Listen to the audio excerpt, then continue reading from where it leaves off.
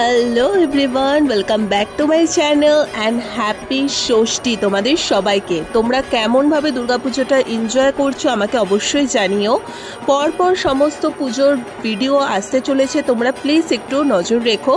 আমি জানি এখন পুজোর সময় সবাই ব্যস্ত, অত ভিডিও দেখার সময় কারণ নেই, বাট আমি এখনই বানিয়ে সবটা রেখে দিচ্ছি, কারণ পরে তোমরা যখন ফ্রি হবে তোমরাও দেখতে পাবে এবং পুজোর পরে আমি নিজেও এই ভিডিওগুলো আবার দেখবো যাতে সব স্মৃতিগুলো আবার মনে পড়ে যায়।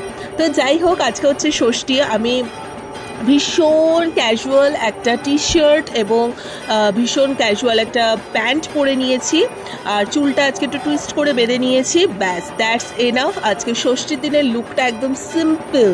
সো আই হোপ যে তোমাদেরও আমার লুকটা আজকে ভালো লেগেছে। তো আমি আর ভাই যথারীতি খিল্লি করতে করতে বেরিয়ে পড়েছি। তো আজকে ষষ্ঠীটা আমরা শুরুই করলাম আমাদের দমদম পার্ক থেকে। দমদম পার্কের দুটো ঠাকুর দেখব। তো ফার্স্টে আস্তে আস্তে একটা কনসার্ট নিয়ে নিয়েছি, কারণ লাইনে যখন দাঁড়িয়ে পড়েছি তখন মুখটা চালাতে হবে, আর মুখটা চললে কি বলতো, তুমি যতক্ষণে লাইনে থাকো না কেন অতটা মালুম হয় না। তারপর একটু ডালের বড়া নিয়ে নিয়েছি। এর মাঝে তো অজস্রবার কোল্ড ড্রিঙ্কস খেয়েছি, চিপস খেয়েছি, তার কোনো ঠিক নেই। আমার গলাও ভেঙে গেছে ইনফ্যাক্ট। যাই হোক, প্রচণ্ড ঠান্ডা লেগে গেছে এই এত বেশি কোল্ড ড্রিঙ্কস খাওয়ার ফলে। যাই হোক, যথারীতি ফার্স্টেই ঢুকে গেছি দমদম পার্কের তরুণ সঙ্গে ঠাকুরটা দেখতে। এই বছর দমদম পার্কের তরুণ সঙ্গে থিমটা করেছে ব্যোমকেশ বক্সী। আমরা সবাই জানি ডিটেকটিভ মুভি ব্যোমকেশ বক্সী, তো তার আদলেই কিন্তু এই বছরে তরুণ সঙ্গে এই থিমটা করা হয়েছে।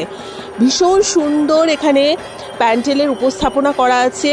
তো যেমন আমরা ফেলুদা দেখতে ভালোবাসি, সেরকম ব্যোমকেশ বক্সীও আমরা সকলেই দেখে থাকি। আমার মনে হয় না এমন কেউ নেই যে ব্যোমকেশ বক্সী দেখেনি। ছোট থেকে বড় সবাই ব্যোমকেশ বক্সীর বিশাল বড় ফ্যান। তো সেটার ওপর বেস করেই কিন্তু তরুণ সঙ্গে থিমটা করা হয়েছে। আমার তো খুবই ভালো লেগেছে, ভীষণ সুন্দর, এবং প্রত্যেকটা জিনিস এখানে তুলে ধরা হয়েছে। ব্যোমকেশ বক্সী রিলেটেড সমস্ত কিছু এখানে তুলে ধরা হয়েছে। সো খুব ভালো লাগলো। মানে লাইন তো ডেফিনেটলি দিতে হয়েছে, বাট ওই ঝিমে তালে যায়নি, জিনিসটা ভীষণ দ্রুতই হয়ে গেছে আর কি। মানে এক জায়গায় আটকে রাখিনি ওরা। খুবই সুন্দর সার্ভিস এখানে।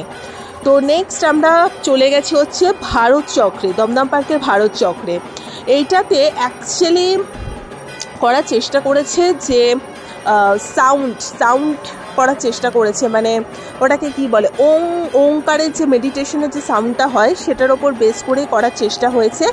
এবং পুরোটা তোমরা দেখতেই পারছো, ভীষণ সুন্দর এখানে উপস্থাপনা করার চেষ্টা হয়েছে। আমরা এই দুটো ঠাকুরই দেখেছি, এবং যেহেতু বেরিয়েছিলাম অনেকটা লেট করে, তাই এমনিতেই লাইন টাইনে দাঁড়াতে দাঁড়াতে অনেকটা রাতও হয়ে গেছে, তাই এই দুটোর বেশি আর দেখিও নি।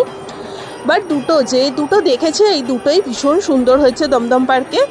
তো তোমরাও চাইলে এখনও অবধি যারা দেখোনি ডেফিনেটলি গিয়ে তোমরা দেখে আসতে পারো। আর অনেকেই আছে যারা কলকাতার বাইরে থাকে, তাদের জন্য মূলত আমাদের এই কলকাতার ভিডিওগুলো তুলে ধরা, যাতে তারাও একটু এনজয় করতে পারে আমাদের এই ভিডিওগুলো দেখে। দেখতেই পাচ্ছ আমি কোল্ড ড্রিঙ্কস নিয়ে দেখাচ্ছিলাম। তো যাই হোক, যথারীতি তারপরে একটু খাওয়ার দোকানে চলে এসেছি। ভাই একটা রোল খেলো আর আমি একটু ফিরনি নিলাম। এরই মাঝে আবার একটু ফুচকাও খেয়ে নিয়েছিলাম। তো চুটপুট করে আমাদের বেশ ভালোই মুখ চলেছে, সব কিছু তো ভিডিও করতে পারিনি। এবার লাস্টে আমি আমার পাড়ার প্যান্ডেলটা দেখিয়ে দিচ্ছি। আমাদের পাড়াতে এবারে খুব সুন্দর করে মুখোশ টুকোশ দিয়ে খুব সুন্দর কালারফুল একটা প্যান্ডেল বানানো হয়েছে। প্রত্যেক বছরই খুব ভালো হয়, আর আমাদের পাড়ার প্রতিমা রূপও হয় দুর্ধর্ষ। তো যাই হোক, সেটাও তোমাদের সাথে শেয়ার করে দিচ্ছি। তোমরা সবাই কিন্তু দুর্গাপুজোটা খুব ভালো করে মজা করো। জানি না কতদিন অবধি ওয়েদার ঠিক থাকবে, বাট আমার মনে হয় এই 4-5টা দিন যতই যাই হোক বাঙালিদের জন্য একটা দারুণ উৎসবের ব্যাপার। তো কেউ বাড়িতে বসে থেকো না, অন্তত পাড়ার মণ্ডপে হলেও গিয়ে বসে থাকো, দেখবে আলাদাই একটা পজিটিভিটি, আনন্দ, মানে আলাদাই একটা ব্যাপার এটা। কারণ আমরা তো বাকি দিনগুলো তো বাড়িতেই বসে থাকি। তো যাই হোক, আর আমি চেষ্টা করব আমার পক্ষে যতটুকু পসিবল আমি যে কটা প্যান্ডেল দেখবো তোমাদের সাথে তুলে ধরতে, কারণ অনেকেই আছো যারা তোমরা বাইরে বেরিয়ে ঠাকুর দেখতে পারছো না। তো আমাদের এই ভিডিও করাগুলো সার্থক, তোমরা বাড়িতে বসে দেখতে পাবে। সো আজকের মতো এখানেই, টাটা।